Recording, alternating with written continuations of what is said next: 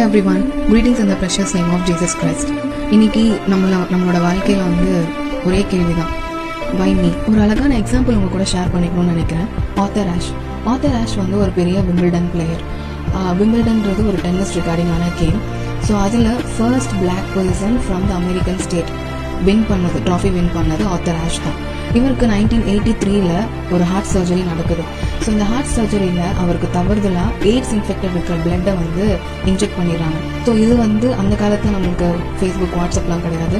இது வந்து news, radio, இது மூலிமா வந்து அவரோட ஃபேன்ஸ், அவரோட ஃபேமிலிக்காக இருக்கட்டும், இது வந்து ஒரு பேட் நியூஸ் வந்து எல்லாருக்குமே ஒரு ஃப்ளாஷ் நியூஸாகவே வந்து எந்நேரமும் எல்லா நேரமும் இதுவே வந்து போயிட்டே இருக்கு. ஸோ இதனால என்ன ஆகுதுன்னா, நிறைய பேர் வந்து அவரை நிந்திக்கிறாங்க.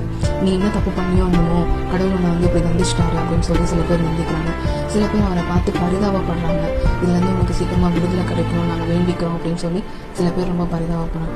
சில பேர் ஒரு கொஸ்டினை கேட்குறாங்க, என்னன்னா, ஏன் கடவுள் வந்து இப்படி ஒரு பேட் டிசீஸ்க்கு உன்னை சூஸ் பண்ணியிருக்காரு அப்படின்னு சொல்ல அந்த கேள்விக்கான பதிலை வந்து ஆத்தர் ஆஷ் வந்து ரிப்போர்ட்டர்ஸ் முன்னாடி கொடுக்குறாரு. என்னன்னா, 50 மில்லியன் பீப்புள்ஸ் வந்து இந்த டென்னிஸ் ரிகார்டிங்கான கேமுக்கு வந்து ஜாயின் பண்ணுவாங்க. அந்த 50 மில்லியன் பீப்புள்லேருந்து 50 lakhs பீப்புள்ஸ் வந்து நெக்ஸ்ட் லெவலுக்கு வந்து செலக்ட் பண்ணுவாங்க. ஸோ அந்த 50 lakhs பீப்புள்லேருந்து 5 lakhs பீப்புள்ஸ் வந்து ப்ரொஃபஷனல் சர்க்கியூட் டென்னிஸ் லெவலுக்கு வந்து செலக்ட் ஆவாங்க. அந்த 5 lakhலேருந்து 50 மெம்பர்ஸ் வந்து கிராண்ட் ஸ்லாம் லெவலுக்கு செலக்ட் ஆவாங்க. ஸோ இந்த 50,000லேருந்து 5,000 மெம்பர்ஸ் வந்து விம்பிள்டன் ப்ளே பண்ணுறதுக்காக செலக்ட் ஆவாங்க.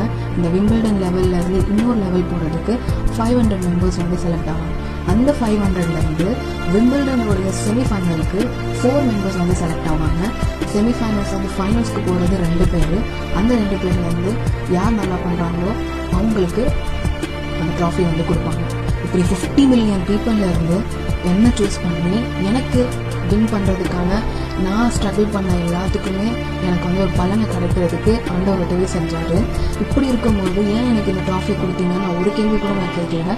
அப்போது இந்த ஒரு கஷ்டம், ஒரு சின்ன கஷ்டம் வந்துருச்சு அப்படின்றதுக்காக நான் எப்படி ஏசப்பாக்கிட்ட எனக்கு ஏன் இந்த கஷ்டத்தை கொடுத்தீங்கன்னு சொல்லி நான் எப்படி கேட்க முடியும் அப்படின்னு ஆத்தர் ஆஷ் ஒரு அழகான ஸ்டேட்மெண்ட்டாக சொல்லியிருப்பாரு. இன்றைக்கும் நம்மள நிறைய பேர் இந்த நன்மை நீங்கள் கொடுத்தீங்க, தேங்க்யூ ஸோ மச்ன்னு சொல்லிட்டு அவரை வந்து நன்மை இருக்கும்போது அவரை வந்து நல்லபடியாக நம்ம வந்து துதிக்கிறோம், ஸ்தோத்தரிக்கிறோம். ஆனால் ஒரு கஷ்டம்னு வரும்போது, ஒரு வேதனைன்னு வரும்போது, ஒரு சின்ன வியாதி வரும்போது, ஏசப்பா நீங்கள் இருக்கீங்களா, நம்ம அப்படியே சோர்ந்து போய் கஷ்டத்தின் நடுவில் ஆண்டவரை நம்ம நிந்திக்க ஆரம்பிக்கிறோம். நீங்களாம் தேவனான்னு சொல்லி நம்ம அவரை கஷ்டப்படுத்த ஆரம்பிக்கிறோம். சங்கீதம் 34 அதிகாரம் 18 வசனத்தில், நொறுங்குண்ட இருதயம் உள்ளவர்களுக்கு கர்த்தர் சமீபமாக இருந்து நறுங்குண்ட ஆவி உள்ளவர்களை ரட்சிக்கிறார். எல்லா கஷ்டத்தையும் நம்ம ஆண்டவர்கிட்ட ஒப்பு கொடுக்கும் போது அவர் காரியங்களை வாய்க்க பண்ணுவார். ஆமென். God bless you.